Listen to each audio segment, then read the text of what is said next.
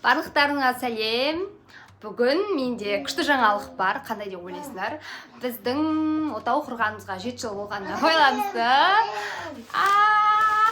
Та-да! Мен күйеуім кеше осындай гүл әкеліп берді. Как вам? Девочки, қалай? Менің гүлім. Кустовый роза дейтін ба, сондай гүл ғой. Короче, күшті қылып розы букет әкеліп берді осындай. И енді мен ойлап тұрмын. Алдында бұрыннан ойлап жүрген Золушканы түсірдім ғой. И енді Аурора деген принцессаны түсіргім келіп жатыр. Сол үшін қазір бірге get ready with me. Кеттік.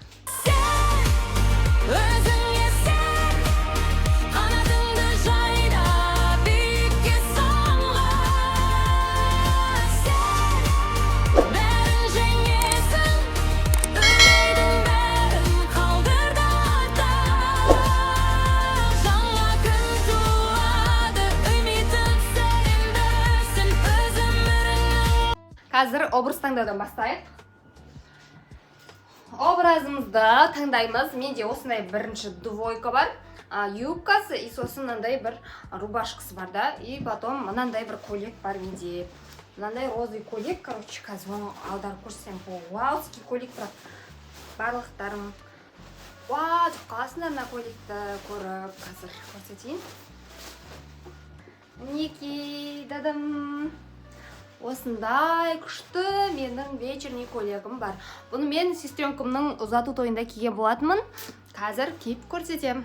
Кеттік. В общем, мен көйлегін киіп алдым. Күшті болып, әдем болып тұрмын.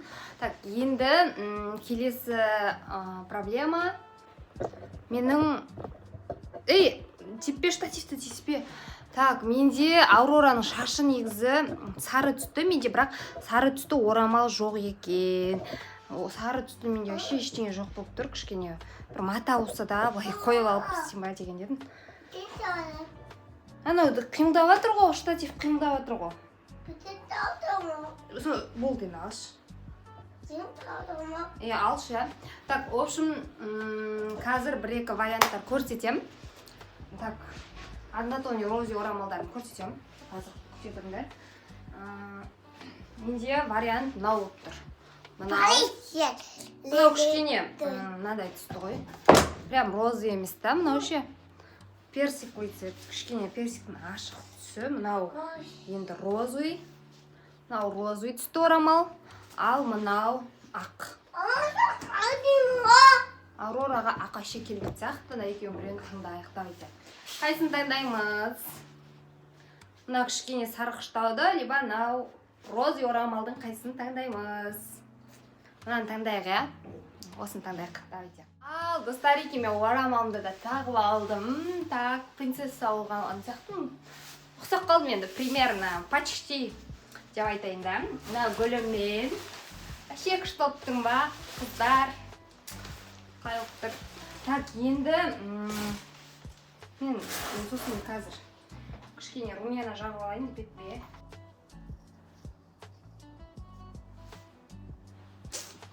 Так, помада жағып алдым. Bir салда уақытта мен өзім қалай боянатынам. Қазір бетінде кірпік бар да. Соны қалай оңай жабыстыру керек екенін. Соны қандай косметикалар қолданам. Жаңағыдай, так, қалай бояну керек деген сияқты нәрселердің барлығын көрсететін боламын. Мысалы, мынау Kali Girl деген қас бояйтын помадка. Бұл оригинал болғасын күшті бояйды қыздар. И потом тень, аттарын уже білмейтіндер бар болса, теңді мына жерде контуринг, мына жерде мына түспен мына түсті екеуін алып, осылай контуринг жасап жіберсек те болады бетке.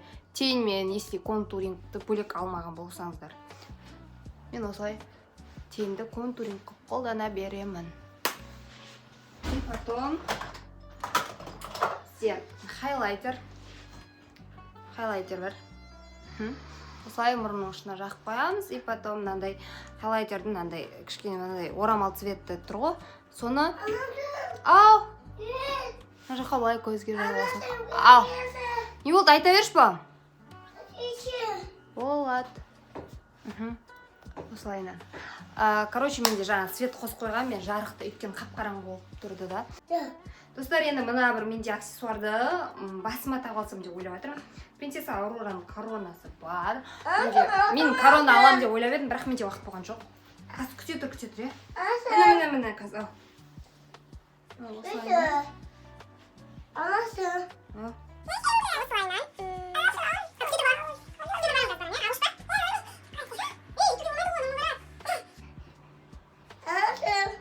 Ау. Мына басыма тұрмайды. Тұр. Теспей, что сифқа теспей, қазір барам. Я кете берсін.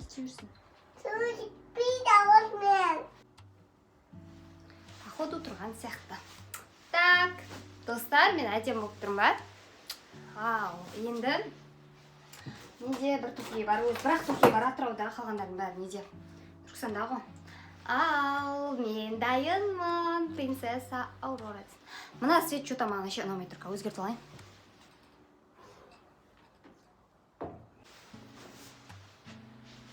Кішкене нормально болып қалды ма?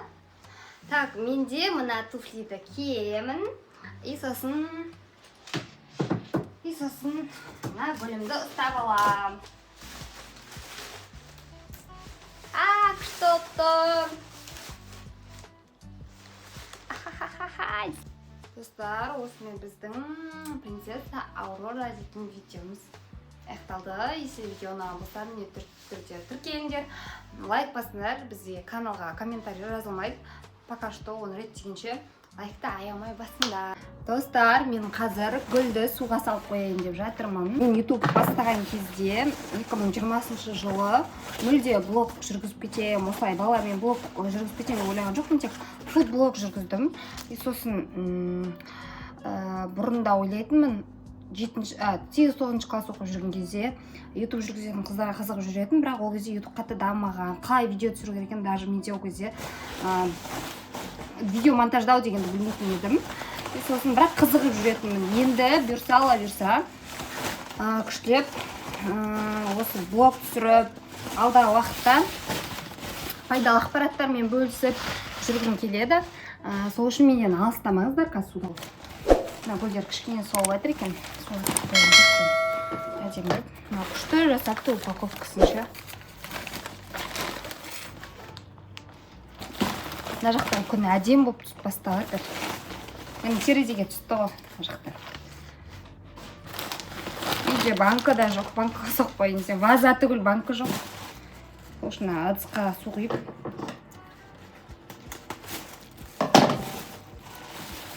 Гүлдерін салып қойайын деп отырмын.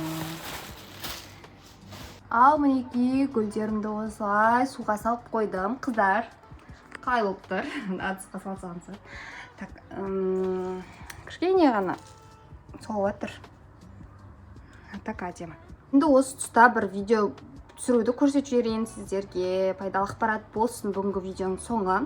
Мына жерде телефон экранда сетка шығып тұрады, и соны қолмен қимылдатпай аламыз да. Гүлдің дәл ортасына осылай фиксацияны басамыз, сол ортасына сетканы. И осылай айналдырамыз қолымызды, байқап жаймендеп өзімізде айнала береміз. Осылай айналып алып келсек, гүл фото әдем болады. Так, тағы да көрсетейін. Қазір мына ортадағы гүлге фиксация жасадым. Мына шетке былай фиксация жасасаңыздар, шетке болады, ортаға жасасаңыздар, гүл ортаға. Енді қолды қимылдатпай айналу керекпіз.